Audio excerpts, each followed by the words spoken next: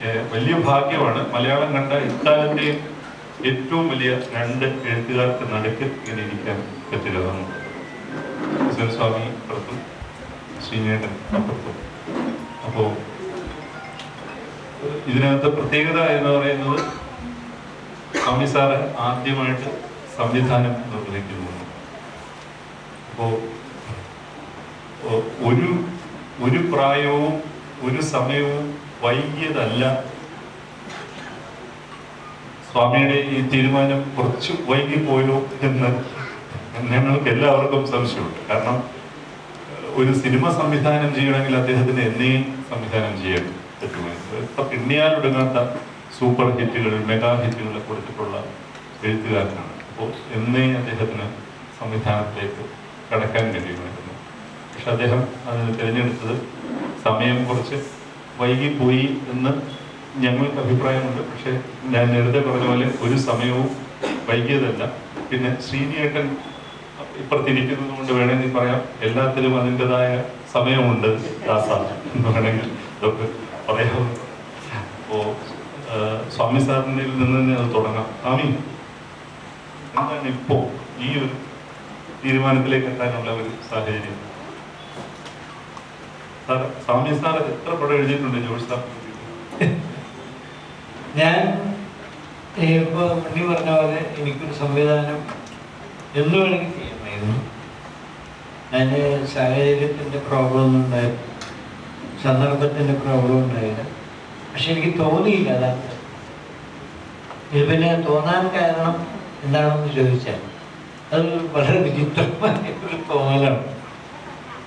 ഞാൻ കുറച്ച് നാൾ മുമ്പ് മമ്മൂട്ടിയുടെ സെറ്റിൽ പോയി മമ്മൂട്ടിയെ കാണാൻ. അപ്പോൾ ഞാനിങ്ങനെ രഞ്ജിത്ത് ഷൂട്ട് ചെയ്തുകൊണ്ടിരിക്കുക മമ്മൂട്ടിയെ. അപ്പോൾ ഇങ്ങനെ ഞാൻ മമ്മൂട്ടിയോട് പറഞ്ഞു, മമ്മൂട്ടി എനിക്കൊരു പടം സംവിധാനം. അപ്പോൾ പുള്ളി ചിരിച്ചു. എന്നിട്ട് തനിക്ക് തന്നെ ആകാമായിരുന്നല്ലോ, പിന്നെന്താ ഇത്ര താമസിച്ച, പിന്നെന്താ ഇപ്പം തോന്നാൻ കാര്യം? എനിക്കറിയില്ല, എനിക്കിപ്പോഴാണ് തോന്നിയത്. അപ്പൊ പറഞ്ഞു പുള്ളി, താൻ സംവിധാനം ചെയ്യുകയാണെങ്കിൽ 3-4 കാര്യങ്ങൾ എനിക്ക് പറയാനുണ്ട്. ഞാൻ ഇതുവരെ എഴുതിയ ജേണലിൽ പെട്ട ഒരു കഥയാവരുത് ചെയ്യാൻ പോകുന്നത്.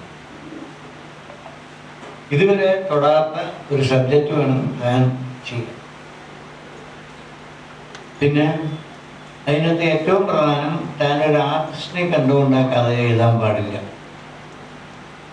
ഇതിനു മുമ്പ് താൻ എഴുതിയ കഥകൾ പലതും ആർട്ടിസ്റ്റുമാരെ മനസ്സിൽ കണ്ടിട്ട് ഒക്കെ ആയിരിക്കാം.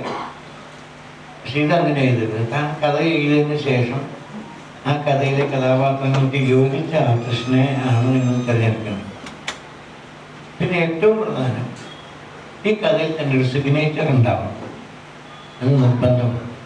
എന്തുകൊണ്ട് നിങ്ങളിങ്ങനെ ഒരു സിനിമ ചെയ്തു എന്നാണ് ആൾക്കാർ ചോദിക്കാനിടയായാൽ അതിലുള്ളൊരു കാരണവും കാര്യവും ആ സിനിമയിലുണ്ടാവും. അത് കേട്ടപ്പോൾ എനിക്കൊന്നും അറിയില്ല. കാരണം അന്ന് എൻ്റെ മനസ്സിൽ ഇത് ഒരു കഥയൊന്നും ഉണ്ടായില്ല. അങ്ങനെ കുറേ നാൾ, ഒരുപാട് നാൾക്ക് ശേഷം ഈ കണ്ണൂർ സ്ക്വാഡിൻ്റെ സെറ്റിൽ ഞാൻ വീണ്ടും മമ്മൂട്ടിയെ കണ്ടു. അപ്പം ഞാൻ പറഞ്ഞ ഒരു ലൈനായിട്ടുണ്ട് മനസ്സിൽ. എന്താണെന്ന് ചോദിച്ചപ്പോൾ ഞാൻ വളരെ ചുരുക്കി പറഞ്ഞു. 4-5 മിനിറ്റ് കൊണ്ട് തീരുന്ന ഒരു സംഭവം ഞാൻ പറഞ്ഞു കേൾപ്പിച്ചു. ഒരു നല്ല സംഭവം. ഞാൻ ശരിക്കും വർക്ക് ചെയ്യും, നന്നായിട്ട് വർക്ക് ചെയ്യും എന്ന് മാത്രം പറഞ്ഞു. അപ്പം ഞാൻ പറഞ്ഞു, ഇങ്ങനെ ചില മനസ്സിൽ ചില രൂപങ്ങളൊക്കെ ഉണ്ട്, എന്തായാലും ശരിയാണ്, ഞാൻ ശരിക്കും തൻ്റെ എല്ലാ എഫേർട്ടും ഈ പ്രോജക്റ്റിൽ താൻ ചെയ്യണം, എൻ്റെ എല്ലാ എഫേർട്ടും ഉണ്ടായിരിക്കണം ഈ പ്രോജക്റ്റ്. അങ്ങനെയാണ് ഞാൻ ഈ പ്രോജക്റ്റിലേക്ക് വരുന്നത്.